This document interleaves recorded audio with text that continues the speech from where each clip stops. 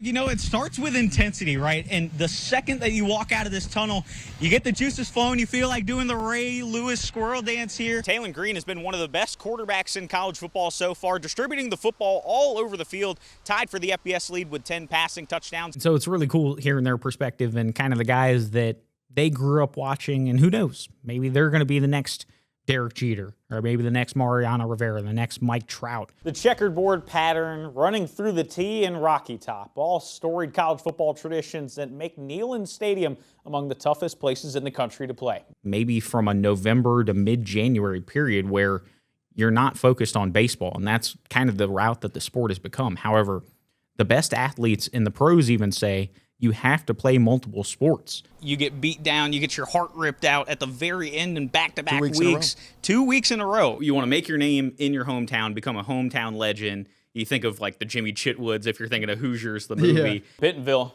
you know, like Ivan Drago says about Rocky in Rocky IV, he's not human. He's like a piece of iron.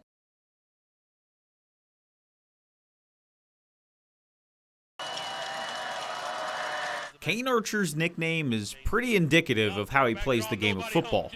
Hippity hoppity, skippity scoppity, the golden boy, oh baby! Tim. He started calling me that, I would say, 2 years ago. It was my sophomore year. My grandpa actually called me that. My grandpa passed away when I was 8 years old, 9 years old. So it kind of stuck with me. So it's awesome to kind of have that carry on. The star-studded Greenwood quarterback's career has been headlined by plays that you have to see to believe. The favorite of the career is definitely Northside, the Hail Mary. That was the best high school experience in a game that I've ever had, for sure. Kane Archer, he went to the end zone, 39 yards, and Grant Cards caught it. And even more mind-boggling numbers. And yeah, he's got 58 passing yards right now, so that eclipses Brooks Coatney's record here of 10,000 plus yards. Just, wow, a couple of dandies there. I took a moment to take it in. It was my last time playing at the field. He gives opposing defensive coordinators nightmares with his cannon of a right arm and next-level running ability. But arguably his best traits are his intangibles. You always hear that word, that guy has it, and they're never able to describe it. Kane's got it. The two-point conversion to win the game at Springdale Harbor when he was really banged up, when he was hurt. And I said, man, I'm going to give somebody else your hurt. And he said, I can be hurt tomorrow. Give me the ball. And he did all of this at the same school. A rarity these days. You know, I had the opportunity. I did have the opportunity to move to Mater Dei, IMG, St. Francis. Like, I had the opportunity, but this place, people truly don't understand. The place is special. This place is special. The community, the fans, the people, the administration, everybody is just, it's special. I feel like if I would have moved away, I wouldn't have experienced a hometown feeling, and so I'm glad I stayed. Archer has one game left to go in his high school career. I love it. I love it. I want the ring. I want the ring. I don't care about anything else. I want the ring.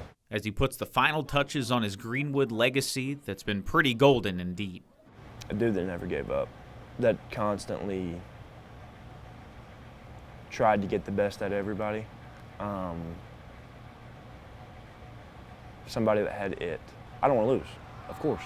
I don't want to let the guys down. Like, I feel like that is way far more important than any stat or anything you'll ever see online, is who you are as a person and what do you do when things get tough. Not when things are pretty, what do you do when things get tough? So that's how I want to be remembered. A gymnast has upwards of 90 seconds to wow judges and score a perfect 10. Wow! Light work for Jordan Chiles. For gymnast Jordan Weber, though, at the 2012 London Olympic Games, that 10 didn't come. Experiencing one of the lowest of lows, not making it to all-around finals. A dream she had had for 13 years came crashing down before her in just mere seconds, with only a handful of hours to mentally, physically, and emotionally recover before having to hit the mat once again in the team competition. Having that just time span of 48 hours and having to figure out how to be resilient in that moment, that is something that to this day I still take away a lot of strength from that. But following the agonies of defeat, Weber experienced the thrills of victory. Jordan Weber wins again. Helping the 2012 U.S. Olympic women's gymnastics team, known affectionately as the Fierce Five, capture a gold medal. When you do that, you stand on the medal podium and you get to hear your national anthem playing, and that is just a really special feeling, knowing that you not only made yourself proud and your family and your supporters, but also your entire country. There's nothing quite like that feeling. A media tour and even a visit to the White House ensued after Weber's return to the States. I remember, us not even being able to go through the airport without being swarmed. To be able to have that experience as a 17-year-old, I can't even really describe it. It was really a whirlwind. The DeWitt, Michigan native had a gold medal before her high school diploma, and with her whole life still in front of her, Weber decided to enroll at UCLA and was deemed no different than any other student, simply there to get a college degree. Couldn't compete for the team because I was professional, meaning I could, accept money. Back before NIL was a thing, I could do sponsorships and endorsements and autograph signings and things like that. So I lost my NCAA eligibility, but still wanted to be a part of a program. In my senior year, Miss Val, who was the head coach at the time, asked me if I wanted to be the volunteer assistant coach. And at that time, coaching wasn't really on my radar. I wanted to be a leadership coach or a sports psychologist or something along those lines. I realized very quickly that being a college gymnastics coach is psychology, leadership coaching, and gymnastics kind of all in one. Ended up falling in love with it very, very quickly and realizing a few months in, hey, I think I want to be a head coach someday. And that someday came at just 23 years old, all thanks to a cup of coffee. I remember getting a text from Hunter and saying he wanted to talk to me about the head coaching position, and I ended up coming out to Fayetteville to have coffee with him. We had a really, really awesome conversation, and he'll tell you that after that coffee, he decided I was going to be the next coach. That's really how I stepped into this position at Arkansas, with the opportunity to lead the gymnastics program with nothing but confidence, but no ego, and saying, hey, I might not know everything about being a head coach, but I'll show you, I assure you I can figure it out. Using not only her psychology degree, gymnastics is about 70% mental and 30% physical. I think gymnastics teaches you the most about life than any other sport out there. But now motherhood to help shape her coaching style as well. Being a mom is definitely making me a better coach. I think it gives me a lot of different perspective, and a lot of the time before I had Gigi, I felt like I already had 20 daughters. I still do. They're just a very different age. Weber's now back for her 7th year on the Hill.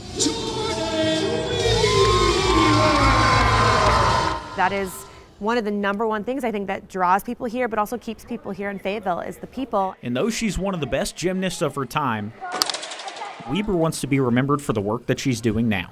I hope, looking back on my career, people can say that I helped our young student athletes grow. I helped them be able to graduate and take on life confidently and empowered to do whatever it is they want to do, whether that's have a family, have a career, go to grad school, whatever it is. An impact she hopes will be felt for years, not just 90 seconds. I'll wear a cutoff Taking a stroll down memory lane. Yeah, that's a good picture right there. For former Prairie Grove head coach Danny Absher, there's plenty of them. Harrison, AAA champs hat, Farmington lift and shake. Some are better than others. We won a conference championship every year at Harrison. That I was there. But regardless, they're all memories now that the historic Northwest Arkansas football coach has called it a career after more than 35 years. This past semester, just one day, is like, boom, that's it. All right, I'm done. I'm not going to do it anymore. In his playing days, Absher was a fullback and linebacker, playing his college ball at Henderson State University. He eventually settled on coaching, but initially, it was a struggle. We didn't have anything. I mean, we had no money. We had one vehicle that barely ran. Absher started as a defensive coordinator at Harrison in the late 1980s. Then he was Prairie Grove's DC for 3 years, before taking the Tigers head gig in the early 1990s, leading the program in a lot of late nights at the facility away from home. He was at the football field quite a bit. I think my mom can attest to that too, because she missed him during football season, I'm sure. She went through more than I did, I think, and talking about, did get to raise, be around the kids quite a bit and stuff. But once Danny's sons, Patrick and Robbie, both got older, they were out at the field with their dad. We kind of grew up on the sidelines, watching practice, being water boy. Danny's time commitment, though, brought a winning pedigree to Prairie Grove in a hurry. They got called out in a sports show for having the worst record in the country at the time for high school football. And I think there's only been 2 seasons in his 35-year career that they haven't made the football playoffs. Thanks in part to the coveted wing T offense. We're going to run the ball here. You know it, we know it. We're going to do it anyway. On a Friday night when you score a touchdown, there's nothing like it. Because you created that, you're asking the kid to do it, and they did it together. It's heavenly. It's lovely. And the culture that Absher had built. He's a player's coach, just cares about people, loves everybody. He was a coach for the person, and he'd really take people under his wing and help them with life and not just football. He knew how to teach people to win in life. Danny says he's still coming to terms with retirement. There's been a couple of times hit me the last couple of weeks. It's like, you're not going back. You're not. Again, you're not. And that doesn't sink in. Getting out of the mode of, oh, everything is after football. Everything's after football.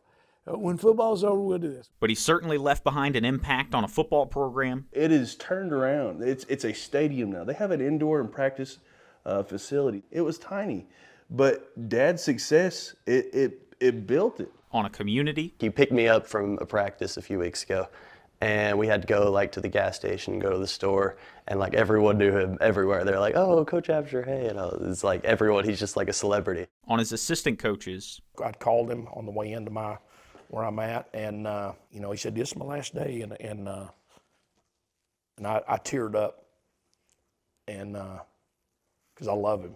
And on his family. He's a great coach, but he's a better grandpa. He finds Dawson Keaton, who hits the right trigger, the left trigger, the circle button. He's button mashing his way into the end zone. Here's someone call ESPN, a play that you've got to see. Hendricks lofts a sky-high pass down the sideline, and whoa, Johnson with a one-handed catch behind the defender's back. If you blink, Regan's probably already ran by you. Here he is, 45 yards straight into your living room. Putting Cabot ahead here in the third quarter, but then, hey, Wolverines head coach Brian Pratt dips into his bag of tricks. A double pass. Yes, Thompson plus Vinson plus Thompson equals 6.